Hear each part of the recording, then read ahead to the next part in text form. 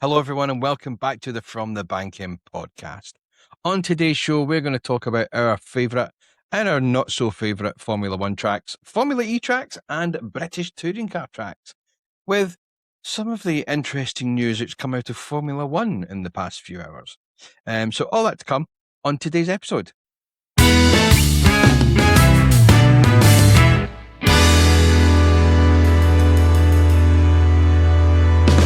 And as always, I have my usual partners in crime. Have your own money and you're paying your own mortgage or paying your own rent or whatever. Yes, it's called adulting. Yes. Stay away from it as long as you can. It's going to be a random bit of us yapping about cars at the start of this. Cars. Aaron, that's all we do.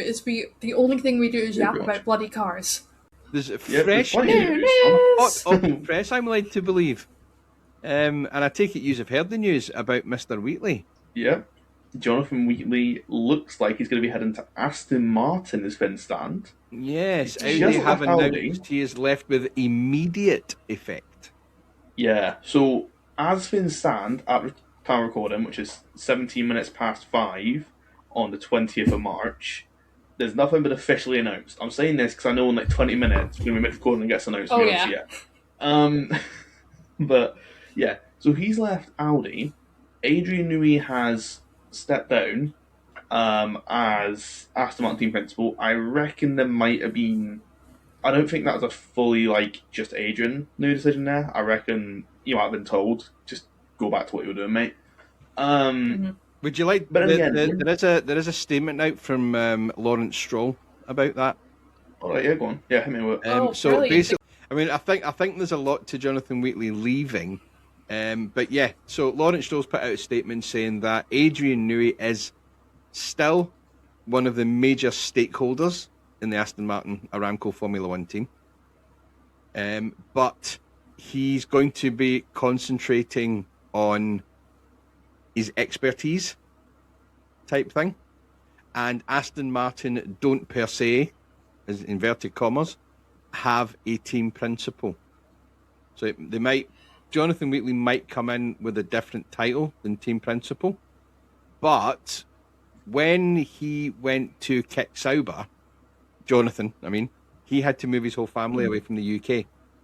So if he has been approached by Lawrence Stroll or whoever the stakeholders are to come to Aston Martin, he's going to grab it with both hands because he's going to get to move back to the UK because they're based at Silverstone. Yeah. My sort of question on this is, obviously, Adrian, what was it? He got announced at quarter last year. He was going to be team principal. Mm-hmm. Yes. Has it been a case scenario of wait until Jonathan Wheatley can leave Audi to be team principal? Just put Adrian in as the like an interim team principal type thing. Yeah, I mean that's what comes across to me. And it does seem that way because you've also got Mattia Binotto, who's he's the head of Audi F1's project, and I know him and Jonathan Wheatley sat opposite offices had the door open apparently. But they were relatively at the same kind of level, doing relatively the same job. Yeah. But I'm led to believe there's no animosity there between them. It's not like they've had a big falling out, and that's why he's left with immediate effect. Back to Adrian Newey. The first bit of news is that Jonathan Wheatley has left Audi with immediate effect. Is he going to go to Aston Martin? We don't physically know yet. Hopefully, yes, you never know. By the end of the recording of this podcast, we might have an answer. You never know. And second bit, Mercedes have appointed Bradley Lord as the new deputy team principal. Now, I'll be honest, I've never heard of this fella. But apparently he's the former CCO, Chief Communications Officer. Yes. Yep. So he's going to act under Toto, I believe. Yes. Does anybody know about him? I've never heard of the guy. Yeah, I've never heard of this bloke. Yes. And I've never even heard of the news until I got onto this today. I just come on and it's, this happened. Never heard of that. Didn't know that happened at all. But, fair enough. So he was mainly seen in Drive to Survive, not the season that just came out a couple of seasons ago. That's how I know of him, anyway. And I think Sky Sports also did a couple of interviews with him. Could be wrong, but yeah, pretty cool guy. But yeah, Do you think he's going to make any major inroads into the team for anything? Works out. I'm not sure. I'll be honest. He's obviously got his experience working under Toto and working with Mercedes for as long as he did, because he was pretty much Toto's right hand man during the whole sort of 2021 and 2021 and all that. So he does have the experience. Yes, the war. So I don't see why he won't be good at it. Yeah, should be good. I think he will obviously learn from Toto. As you will all do when you become an assistant manager or a deputy this or a deputy that, you will learn. And maybe that's a sign that Toto's like, yeah, nah, I'm done with this. I'm retiring, and he's leaving everything. I think he's got a few years yet. I think he would want to, like you would in your normal work, train somebody up over a couple of years, because he's started talking about his son with go-karting now. I don't know if you've noticed that on the TV. Aww. He started talking about that, and I can see him probably moving over to that, right enough. Doing something with that. Anyway, that's kind of the news done and dusted. Let's get on to what we really come on to record about, eh? So not energy drinks or cats. Aye. Can I just intercept and say one thing before I hop on to that, which is one final bit of news? Go on. In the British Touring Car Championship, I met him on Sunday at the Knockfield testing, which just happened, by the way, so that's quite cool. You'll see that on TikTok. But yeah, we have had the final PMR driver announced, and that is going to be the one new Aidan Moffat, leaving PMR with a lineup of Mikey Doble, Dexter Patterson, Aidan Moffat with the new Audi, looking quite good, to be fair. Do you know what it was, mate? It was the fact that when we were on with Mikey Doble, when we did that interview with him, he loves the Scots so much, he just wanted to go racing with them because they were confirmed before he was. That's what it is. Yeah. Just the same place as them, yeah. But honestly, I did not expect. I love. You've written from on here, but the PMR 3 cars last year, was it just 2? There's only 2. 2. It was only 2, yeah. There's a few teams with 3 cars this year, though, isn't there? Yeah. I mean, everyone. I think WSR, PMR, Team Virtue, Napa, they've all got 3 or more. I know that. Because MB Motorsport, they have 2, because they've obviously got Shedden and Taylor Smith. I would hold the bus for a third driver at Plato Racing. Yeah. Plato. Oh, yeah. It wouldn't surprise me. If it was Jason Plato himself. Nah, I don't think he's that mad. But yeah, we've got Robo, and who's the other driver at Plato Is that been announced yet? Adam Morgan. Adam Morgan. Oh, of course it is, yeah, Adam Morgan. All the promotional stuff that Plato Racing has put out recently, they had you've probably seen it yet, they had the 2 cars with the testing livery on it. And at the back of the garage, there's another car under a red tarpaulin. There's a 3-car garage, there's 3 bays in there. That'd be interesting.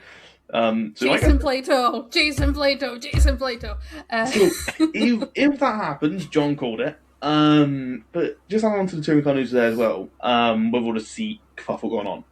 Obviously, with Plato joining on, at the moment, there's 2 extra seats on the grid. So, Lewis Selby's taken one of them at Napa, when Robo's moved to Plato, obviously. And with Adam Morgan moving to Plato from Team Virtu, who do we reckon could be shooting for that seat? Nicholas Hamilton's in for a seat, but it's whether they can get a car ready for him with the modifications. I swear to God, if you say Nathan Edwards. And Nicholas Hamilton could take one, and Limited Motorsport obviously aren't on the grid this year. Mm-hmm. So, who was on Limited Motorsport last year? Dexter Patterson was there, I think. I think Josh Hamilton was as well. I think only 2. And then One Motorsport haven't announced whether they're racing or not. Yeah. But with Josh Cook or Toyota as well, didn't we? Toyota have their seats in there. This is too much. There's touring cars. Go on to the BTC's website, look at the TBLs for 2026, which is basically the licenses for how many cars they want to run. That will tell you Right. roughly how many. I think it's how many per team, if I remember correctly. Yeah. Mm-hmm. So It's been a there's while. still 2 cars left because they've announced Tingram, and I want to say announced Chilton. Was that Yeah, Tom Squared. Thomas Wade? Tom Squared. Tom Oh, Chilton and Tom Ingram. Tom Squared, right. as Yeah, I right. Yeah, I call get them. that. Haha, very funny. So there's still 2 seats left. In my best dream, it is Nicholas Hamilton and Nathan Edwards. But then I reckon Nicholas is a good shoo-in for that. If everything goes well, I reckon he gets that seat. The other one, I think anybody could really go for.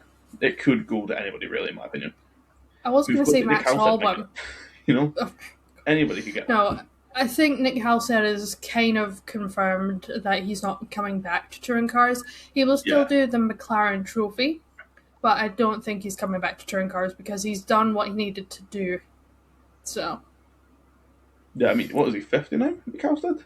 Something like that. Yeah, so, I mean, it doesn't surprise me he's not coming back into it. I mean, he was in it.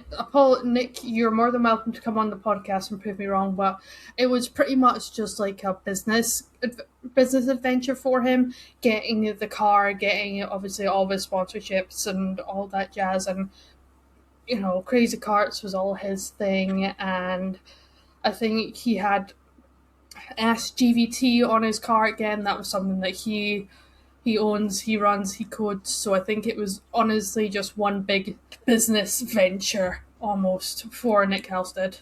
Didn't really care about results or anything like that. It was just getting the TV time, getting the circuit time, getting the names, the sponsors and such out there. Yeah. So I think that sort of wraps up touring cars for now. I know we'll come back next week and there's a whole other wave of some. Oh yeah, there'll be something else. Because they're still to publish the official entry list for this year, so once that comes out, that'll be a podcast on its own, probably. Yeah. And we're snowballing our way towards touring car season. I want to say it's the week before the first no-kill meet. So that'd be 23 days if it's 22. I'll tell you. It's the 18th you're to the the man for 19th counting of down April. the days, Aaron. You're the man for counting down the days. I know, 30 days. All back race at not kill. 29 if you're watching this. Very hyped. It's the 18th. The first round is the 18th and the 19th of April. Alright, so it's the same weekend as the first not kill one. Yeah. So it's technically 28 days at the time of release till you actually see the cars on track, but then 29 till you see them racing. To an extent, but again, it doesn't really make sense. Well, actually, that's a lie, because we'll have the qualifying races, remember? Yeah, good point. Qualifying races, I forgot about that. That'd be very interesting to watch. Is that on ITV or on YouTube? Do you think BTCC are trying to shoehorn in a sprint race without calling it a sprint race because Formula One own the rights? Yeah, pretty much. Yeah. I mean, it's literally the F1 sprint format, is it not? More or less. Yeah. You get qualifying, you take the qualifying grid into a sprint race, and the results of that race decide the grid for the first race. It's literally F1 format. That's the difference, I suppose, isn't it? Because in the sprint in F1, it doesn't decide the grid for the race. So. Yeah, I think it was used like to when it first came in, but not anymore. It's like last year. Was it last year or year before they had the Quick Six or whatever it was called, which they stole from IndyCar for the Firestone Fast Six. So I think they're trying to take bits from everywhere and just kind of mash it all in and see what works. Yeah. I mean, hopefully it works out quite well, but then again, if it just goes horribly, they'll just sack it off, won't they? Yeah. But I mean, the risk is with a qualifying race is the way it is, the qualifying race. People won't be touring car in it, just absolutely bombing up the inside of somebody because you shunt yourself out the race, you're starting last and your day's ruined already. And it's a Saturday, you know? Yeah. But it'll be interesting to watch. Yeah. But yeah, I'll actually go to the recording purpose of this one. Amber, can you remind us what it was? Good question. We will be letting each other know and arguing over our favourite / least favourite tour BTCC tracks and Formula One tracks. Which one would you like to start with, guys? I think, seeing as we were talking about it, touring cars seems to be the perfect segue. All right, we don't even need to say our favourite tracks. We all know what it is. Yeah. So, least favourite. The 3, 2, 1. 1. Not kill. Yeah. John, you met. God, John.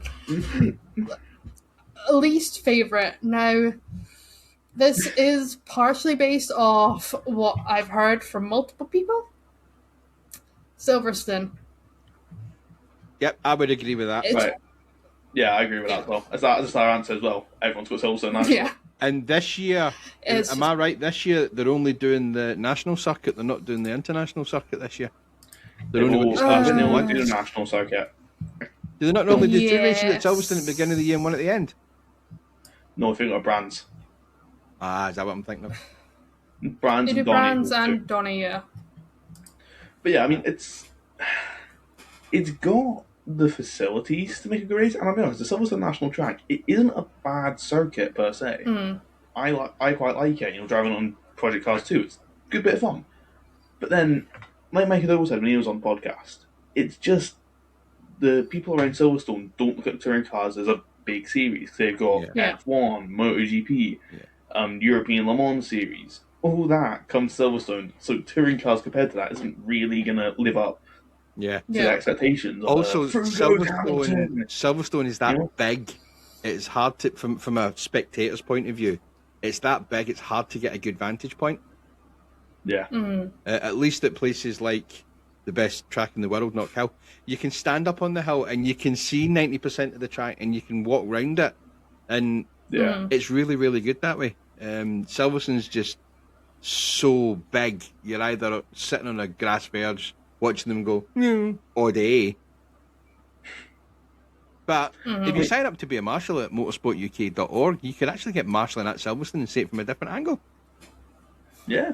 That's angle. Yeah. You can go watch it from the bank in. So we'll go right into it. And for free. Yeah, and for free as well, Yes. because that's the key point, and for free. You might get some free merch. But that's not why we marshal. We marshal for the love of the game. Okay, that's why you, Marshall. Yeah, I think I've got nothing else but doing a weekend. You know? I mean, if I marshalled just for the free stuff, I'd have probably gave it up about 10 years ago, to be fair. Fair. On top of just that, a bit off topic here, but we missed this in the news bit. I don't know how we missed this. WRC coming to Scotland. I don't know about you. I need to get a lot of rally marshalling done this year because I'm so doing the touring cars. I'll be old enough to do it. Get in. You're doing the touring cars, hmm? Shut up. You know what I meant? WRC. But yeah, I for one am definitely dragging my mom up to Aberdeen. Yeah. Mother, let's go do a 4-hour round trip to go to Aberdeen to marshal cars. Mother, let's go do a 4-hour round trip to go to Aberdeen to marshal cars. Mother.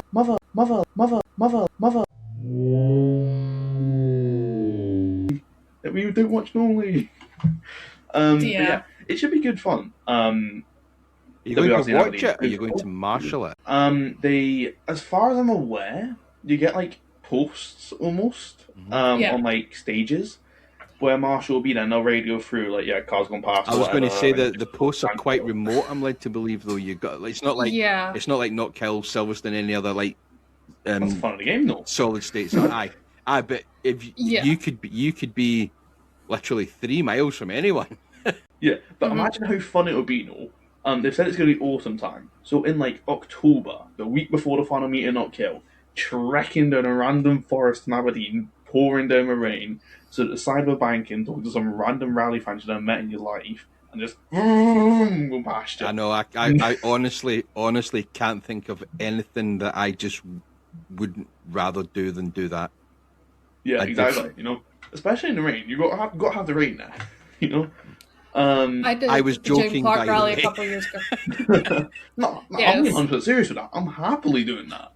Mum as much, but I'll do it. I'm happy. Leave me to it. I did the Jim Clark rally a couple of years ago, and John is completely right. I was kind of in the middle of nowhere. Luckily, my mum knew where she's going. She lives in Duns. Middle of absolutely nowhere. There was me and Chris as the only circuit marshals who had come down especially to do the Jim Clark rally. The rest, and we were all there in our carrot suits, looking all and everyone else, every other rally marshal was just there in jeans and a t-shirt. Yeah. or jeans and a hoodie and a jacket, and so we were just like, we stick out like a sore thumb. And it was just, you saw about 30 seconds of cars, not even 30 seconds, as they went past you. And the one incident that I did need to get involved in, which wasn't really an incident, like in the sense that we know, is that there was a car just further down from where my post is, because, you know, there's miles in between posts. And we heard a call over the radio that the car was on fire. So we all just bolted down to where this car was. And by the time we got there, already out, it was out. The co-driver had put it out herself. And we were just left to kind of continue pushing her up the hill, pushing this car up the hill with the help of some spectators, and just send them on their way. And that was it. Yeah. You see, that's what I love with rally as well. I mean, I think the FIA, that is the FIA that run the WRC, but whatever. I think if at a Formula 1 race, the FIA saw marshals pushing a car at a gravel trap and the fans started jumping to catch it and started helping them with it, would go absolutely mental. Absolutely ballistic. Rally is just the norm. You know? As soon as any spectator puts a toe any side on the other side of that fencing, the red flag. Yeah. It's just in rally, it just seems to be like, yo, come on, guys. Just like, yeah. Yo, guys, you can't start, you know, like, do you want a hand? Sure. Yeah. I mean, it's it's crazy, but also kind of cool to me at the same time. So what's your favourite BTCC track, Aaron? What, touring? Oh, I wonder. What's your worst? I'm gonna be different, not say Silverstone National, even though I want to say Silverstone National. You got me thinking, oh no, wait. Oh no, I will feel my favourite one now. You've got Donny, Brand, Snet, Ulton, Thruxton, Donny, GP, Croft, or Brand. I've got the ultimate dilemma here. Is my favourite touring car track not Kill, or is it Thruxton? It's not Kill. Your entire personality is not Kill. I have the power here, by the way, to turn your camera off and your mic. Not Kill. I was about to say, your entire personality is not Kill. Yeah, good point. I'm probably going to change my tagline point to the Not Kill Marshal. When I get promoted, because I'm not changing it to Grade 1 Marshal, Grade 2, Grade 3. The on-drive Marshal, whatever it is. I do love Thruxton. I love you. Please pay for me to come to the Marshal, your touring car event. I would be so happy. But not Kill. You're like not even 10 miles up the road, man. No, I can't say no. I know. What about you, Amber? We know your best, but what's your worst BTCC? Silverstone. Yeah. My worst, I'm gonna say, is Snet, just because I get some people like it. Mikey will probably kill me for saying that. Yeah, he will. Considering he loves it. But yeah, Snet for me, I just don't see the hype around it. I mean, it's an alright track, but then like I can't remember anything from the Snetterton touring car meet this year. So not very much talk about home of either. Mikey Doble win. Oh yeah, good point. Mikey won it. Yeah, good point. But that was it. Do you know there's one track that I think they should have on the BTCC calendar, and it's only through talking to different drivers, different marshals, all that. I don't know how it's set up though, because I've never been, so I don't know what it's like for the fans. But Anglesey is meant to be a superb track to drive on. I've heard that it's really good from drivers and marshals, but I've never. I think it pretty much is on the side of a cliff. Yeah. If I remember correctly. Right. So, if you get the turn wrong, you kind of wee. And I'm not. Yeah, I mean, I'm not climbing down that cliff. It turns from a BTCC race into the Red Bull Air race, where you try and jump over the cliff and fly into the sea. Yeah. Exactly. So I'm not jumping in there to get the car. Sorry. Yeah, no worries. I've just got the track layout up here. So it looks pretty interesting, to be honest. Like, it's not something you see anywhere else. Yeah. But like, I can't honestly tell you where the start finish line is for this. I'll be honest. Where's the start finish line? Another interesting one that I've heard from our, from our SMRC drivers. Oh, okay, right, I've got it. And it's Cadwell Park. Oh, guys. Yeah, I've heard that before. Oh. Yeah, I don't Did know we how move good on it now? would be, but I've heard. No, keep going. I'm just filling time while you're googling, Aaron. Oh, right, yeah. Right, so, looking at Anglesey, first of all, we need to marshal there, because they have literally a turn called the banking. So we need to marshal from the banking. And there's a marshal post there as well. It couldn't be more perfect. Post 3 is literally at a corner called the banking. This is amazing. Sounds like a plan. Sounds like a plan. Anglesey, you know what to do. Our emails are here. Are they racing at Anglesey this year? I can't remember. They sometimes go down to Anglesey. They are racing think Anglesey they a lot. are. Oh. So, I'm just going to walk through the track layout for Anglesey, just for the viewers out there, and for myself. So, the start-finish straight is probably a small straight on the circuit. So you come out of there, pretty small straight, go like a medium left, carry quite a bit of speed through there, I'd imagine. You get to this hairpin called the banking, tight right hairpin, and then, well, it looks tight, I don't know. No, I'm going to say, it's a hairpin, alright, just leave it at that. Then you get sort of a cops like turn 3, just kind of a lot of speed around to this back straight. It's a bit curved, sort of like the Monaco Tunnel, if you know what I mean. Yeah. There's no Anglesey this year, by the way. Oh, boo. But yeah, so big long straight, and you get rocket, so tight left, we'll take opportunities, followed into right into hairpin. Another right, sort of like medium right, not too far. And you sort of bombing it down a straight, hook a medium-ish left, fly up this massive back straight into the hairpin, very tight hairpin that, and then fly back down it. They've got 2 pit lanes. Oh, they've got 2 start and finish lines. Okay, so they've got this massive... Yeah, because they've got a sprint layout and an international GP. Oh, right, so... layout. right, yeah, okay. So the hairpin, I'm assuming, is the final corner for the international layout. Come down, you get this long straight, and that's where the track ends from where I'm looking at it. And then you get the left hander, which leads them to the start-finish line I was going from. But it looks like a pretty cool track to go race at, I'll be honest.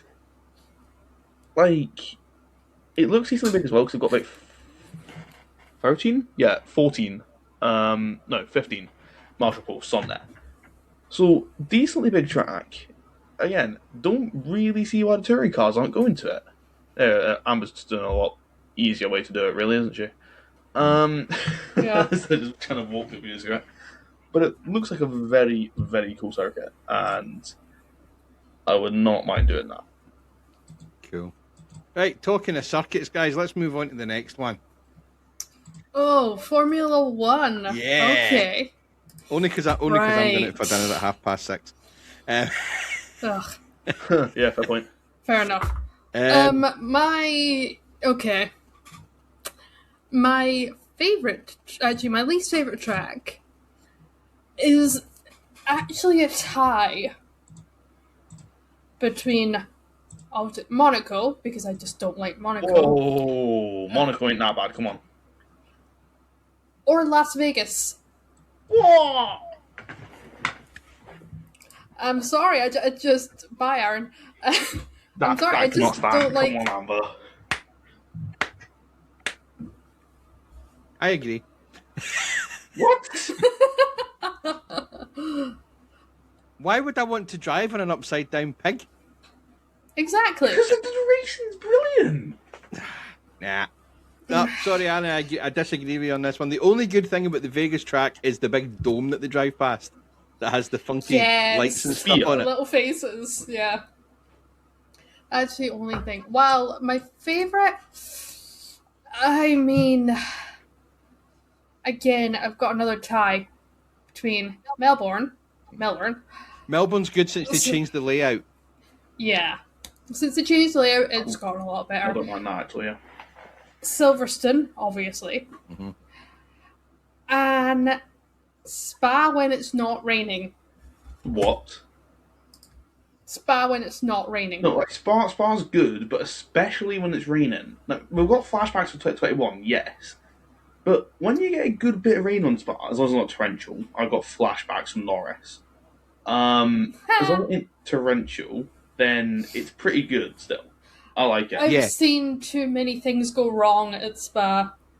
I will give you that, actually. In the rain. Just on the back of your thing there, Amber, the only thing about Spa that I like is the overtaking on Eau Rouge when they come out the top end. Yeah. The rest of the track I couldn't care less about. But that, especially if you put the driver cam on. Sebastian Vettel! Yeah. Brilliant. So I'll give you a spot, right? John, I'm going to let you go next before I, eradicate this podcast, in my opinion. I've got a few that I like. First one's going to be by Catalunya, Barcelona. I like that one. I am a fan of that one. And I'm not. Yeah. I do like... I like the one that's coming up next. Japan. Oh, Suzuka. I like Suzuka, yeah. I do like Suzuka. Not a fan of your street circuits. I'm not a fan of your Monacos, your Bakus. I just don't like street circuits. I don't think that they're obviously not made for racing. It's a street. Mm-hmm. Which again is why I'm not too keen on Miami, which is half street circuit, half proper circuit. I'll give you that, actually. Miami is one I can buy, but not liking. Yeah. I don't think really anybody likes Miami per se. And do you know what? The layout of the track is actually probably apt for its name, but I don't like the pig in Vegas either, because the track is a pig. But if you just take out the track map, right, and you just drive it on the sim, it's great to drive, and it's good racing, like I said before. Do you want to go into mine? Well, you're next, mate, so fire in. Yeah, right. Like everyone else said theirs. First of all, I'm going for the ones that I don't like. Miami. Yeah. Catalunya. Right. Why don't you like Catalunya? I'm going to ask because you asked me why I did. Right. It might change on Catalunya, actually, because of the new regulations. But on the last few years we've been in Catalunya, Turn 3 has killed every single hope of racing you've had through that first and second sector. Because of the dirt, it comes through it. I just think that the 1, 2, 3 is so basic. Mm-hmm. Turn 4, I'm surprised you like that turn, considering you're a Mercedes fan, John. Turns 4, 5, 6, 7, 8, they're not bad. The final sector's not bad either. After they took out the chicane. You like the Mercedes? I think you like Mercedes, do you? I don't like McLaren. You like everybody, right? You don't much everybody. I could go and put on a Ferrari one or a Red Bull one or a. It's a Ferrari. It's a sheet box. So Spain, the final sector's not bad, but the rest of the track I just think is pretty basic. Mm-hmm. What else should I say? Silverstone, I will be honest, I think it's a bit overrated. Yes, it's good. It's not the best. No, granted, it's not the best. It's good, not the best. Before I regret not saying anything else. Oh yeah, Mexico, I'm not too big of a fan on either. I'm not sure if that's just because I'm traumatized because of how bad a Tyler is on the F1 game from it. But you're quite good on that F1 game. Don't put yourself down. Yeah, so one of my favourites. First of all, I'll go third to first, because why not? Third, I'm gonna say Interlagos. Okay. I reckon that's better. Second, I'm gonna say Baku. Right. I think Baku's good. You always get a good bit of action at Baku. And my favourite track, and I bet none of you would expect this, Singapore. Singapore, yeah, decent track. I love Singapore. It's so good to me. I don't think the drivers like it all that much, but and there's a tunnel at Singapore as well, isn't there? There's definitely a bridge. It's a figure of 8 track, Singapore. It isn't a figure of 8. They used to have a bit. It used to be it would come along like this, and it would go off like that, and then back in like that, and then go. And there's a bridge here that used to go under. They built something on that road now, so it just goes like that instead. Just skips a section. Right. It's probably a good thing to ask, creates more racing. But that's where the bridge has come from. But Singapore, I mean, just from the spectacle of it, you know, the first ever night race in F1, like the lights on the track, you know, it's just brilliant as a night race. I mean, they had the Ferrari well. had the extra lights, didn't it? In one of the first races in 2008, it was like red and yellow lights, and I think Massa took the big silver tube with them as well. Yeah, no, I wonder what was in that tube. Anyways, yeah. So yeah, that's another thing. Singapore has good history as well. I mean, you've got Crashgate happening there. You've got that 2023 race, the chaos with that. That was a brilliant race. That was the one where Max got knocked out by Liam Lawson in Q2. Well, here's a question. yeah. Here's a question for you then, Aaron. What do you class as a brilliant race? What would be your take on a brilliant race? Just a race where I think it's not. It's a good race if you've got fighting throughout the pack and all this. It's a brilliant race if the fighting is. Because I think the first few races of this year have been really, really good. Yeah, they've been good. I would say that as well. Because I really like to see fighting at the front. It's very similar to how it's been before. The races for me seem to go in stages. So like the first 15, 20 laps, it's maybe George. Yeah, Ferrari, Mercedes. They're like 6, 7, whatever that crap thing is. And they're going past each other. And then there's a lull in the middle where everything seems to settle down. And then towards the end, when there's more pit stops coming in and battery charges are back up and that, it gets a bit more exciting. Like that Singapore 2023 race, you had 4 cars fighting for the win on the final lap. And I think the fighting they had, I didn't actually watch it live, so I don't think I've seen the whole race. I've just seen the highlights. Was that the track where we had Hamilton Gate with Verstappen? No, that was Monza. No, the World Championship one. Oh, that was Abu Dhabi. Was that Abu Dhabi? Was it? Yeah. But yeah, it's just good. It was good the whole race, as far as I'm aware. And as well, what I like about Singapore as well, it's a street circuit, which is a good street circuit. It's not like it's just, let's all follow the leader. There's opportunities to overtake. Granted, there's parts of the track we can't really overtake at all, but there are opportunities at points. And as well, since Singapore is Singapore, it's such a hard challenge for the drivers as well. Like the heat in the car, it's the hardest race of the year for all drivers. And as well, since again it's a street track, anything can happen. You know, you might have the world champion end up in a wall at some point. You might have a safety car randomly chucked in the middle of pit stops. You know, it has the potential to mix up races out of nowhere. Like again, Crashgate 2008. Let's say that wasn't staged, would have been a prime example of it. You know, I just back myself up saying like Singapore here. Yeah, you I are. just love it. It's a good track. Fine. I'd also say Melbourne's a good track. I like Melbourne as well. Yeah, Although, Melbourne. here's the real question. Oh, and Austria. Do we prefer Adelaide or Melbourne? I never watched Adelaide. I've never actually watched the race at Adelaide. Nah, I'm definitely an Albert Park person. Either. I'm definitely an Albert Park person. Since they made the change, so it's more sweeping now before you get to the.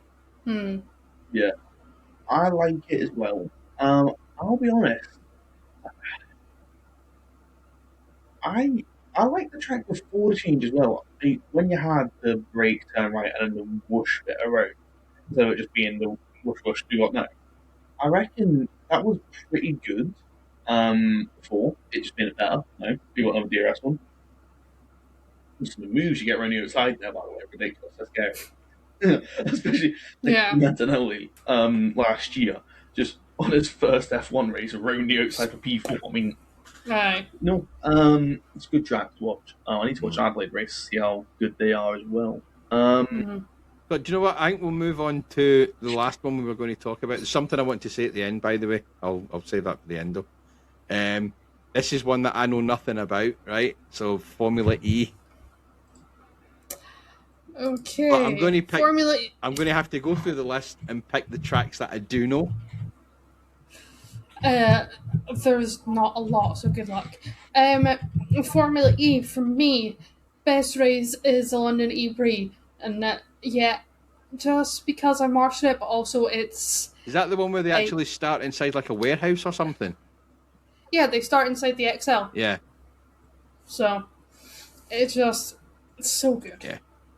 It's so good. Do you know something though? See, because these cars are electric and there's no CO2 and all that kind of stuff, they've got the potential to properly make it like proper Mario Kart and buildings and stuff and that kind of thing, you know.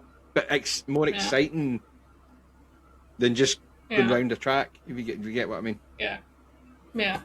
So it's definitely my favorite. My least favorite is Miami. Yeah, I can see that. Because they put like pointless chicanes and this, that, and the next thing, and it just. So seeing that, I'm looking down the list, and I've seen one of the places that they race. I'm just going to say it would be not my favourite, Monaco.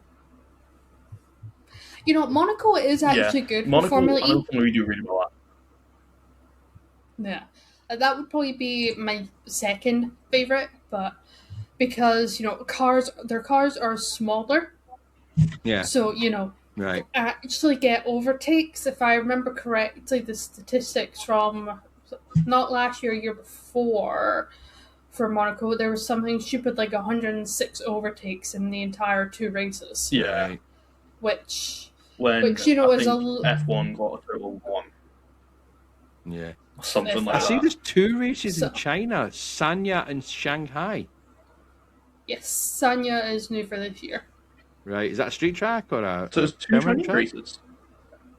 So, yes, all Formula E circuits are street circuits, or as close as they can get.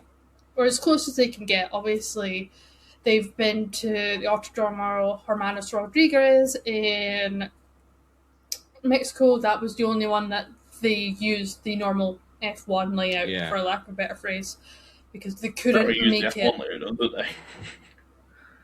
No, but like they couldn't get. Yeah, to an extent they do. So. Yeah, to an extent, yeah. Like Shanghai, I say do a shortened layout, something like that. Yeah. Yeah. Yeah. I've got more knowledge from Formula E. Aaron, what's your favourite and least favourite Formula E track? Well, I have watched a grand total of 3 races. My first one, I can't really even remember what year it was. Or what happened in the race. All that I remember was Just Stop Oil jumped on the track and protested before the race start, and I was sat there thinking to myself, this is an electric e-racing series. Why is Just Stop Oil here? Yeah. They would probably switch it about to the exactly about the trucks that were bringing the cars or something. Yeah. I mean, even then, it's net zero, isn't it? I think. It makes sense to me. But yeah, so of my experience, I'm going to say my favourite is either Mexico or Monaco. I haven't seen Monaco yet, but it looks good. But I don't use full layout now, so I'm honestly not sure about it. But Mexico, I watched that one. That was quite a good race. I like that race. And then Nick Cassidy won that one this year. My least favourite? I haven't seen the layout, and I haven't watched a race at it, so I take this with a pinch of salt. But I'm going to say Miami, mainly just because I don't like Miami as a whole. Mm. You know? Yeah, it's not I'm going to change it up to number 1 Miami hater at this rate. I just don't like the track. I think the only reason these series go to these places, mate, is the money. Yeah, money. Yeah, do you know what place I'd love to see Formula 1 return to?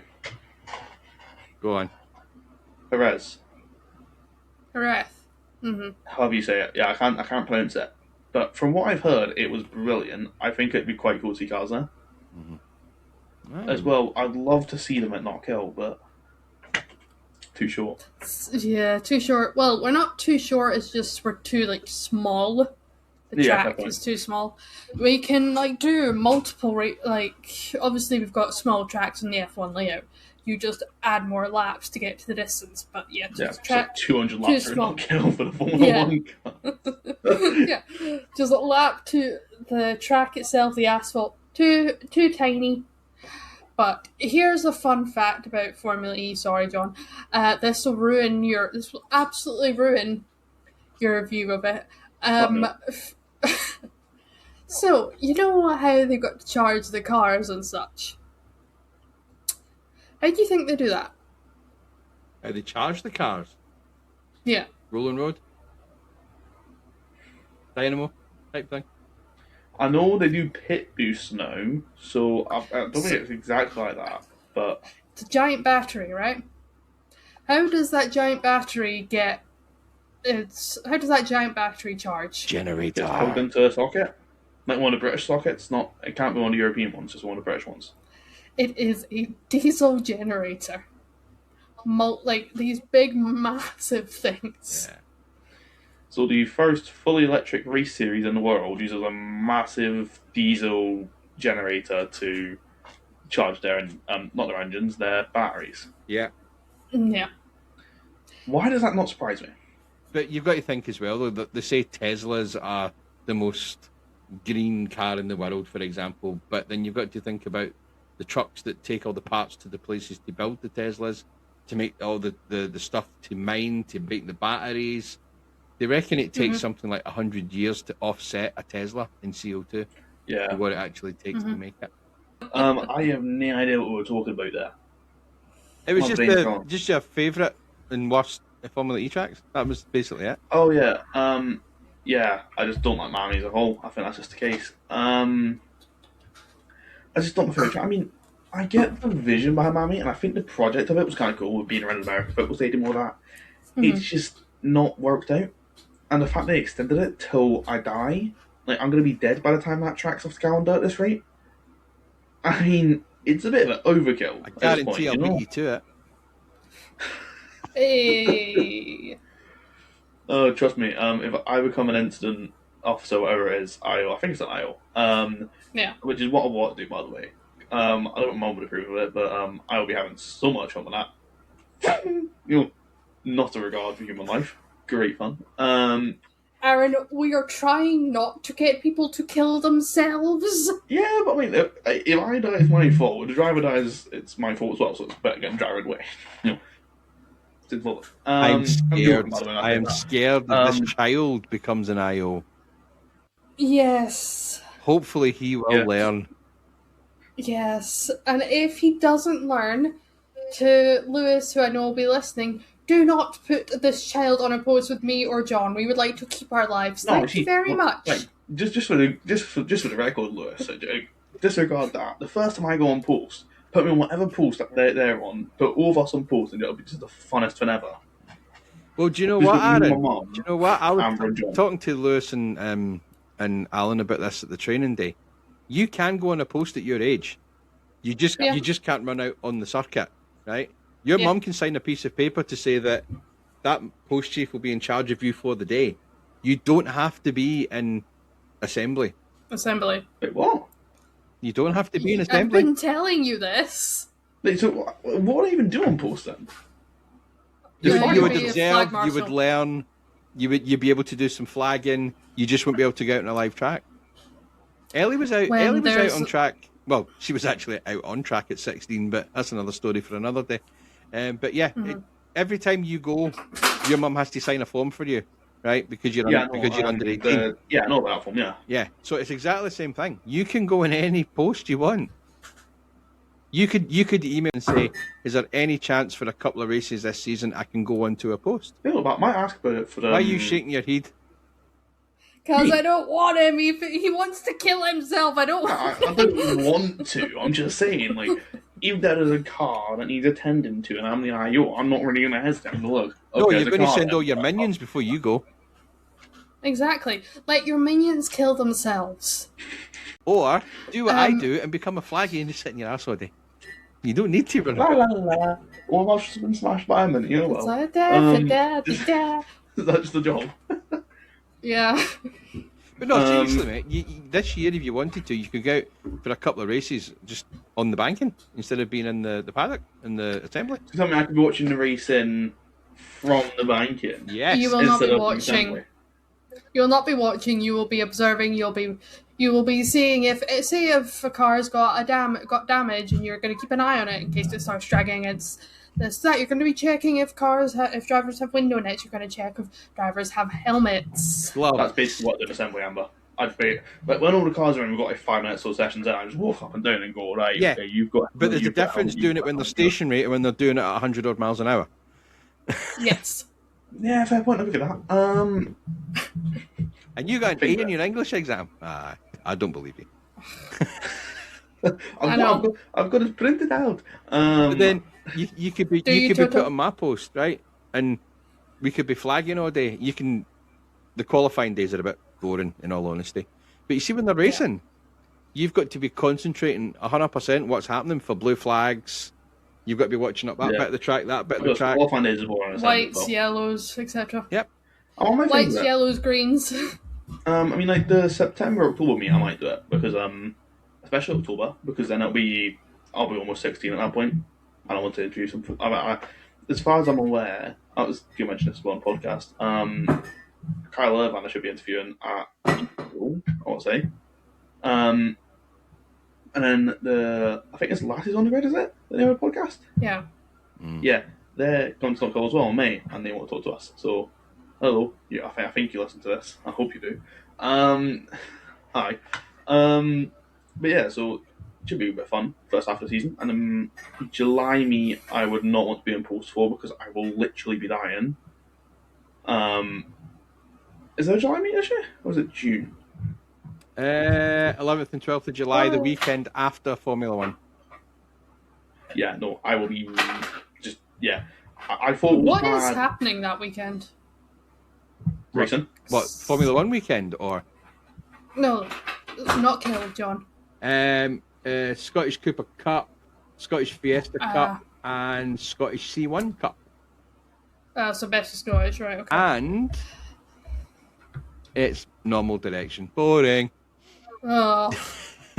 Anti-clockwise myself from somewhere. But that's there will be KMSC stuff in there, so there'll be legends in there, and probably mod sports and Sleepy Lap Scotland. Sorry, Super Lap Scotland.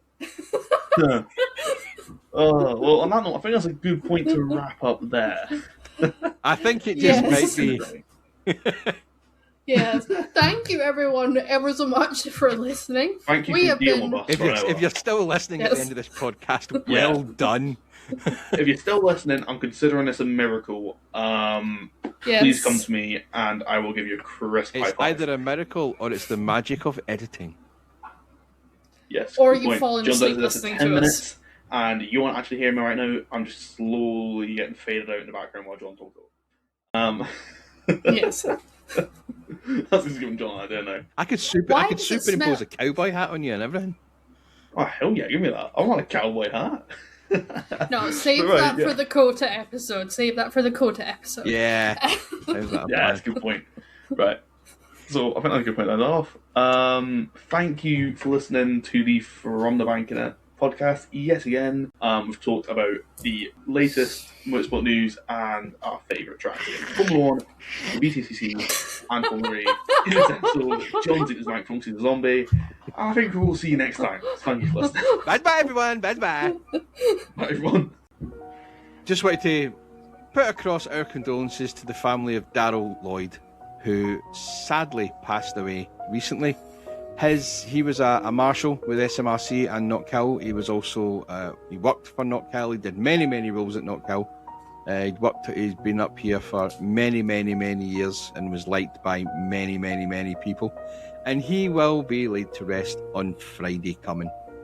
So just wanted to offer our condolences to Darryl's family from all of us at From the Banking.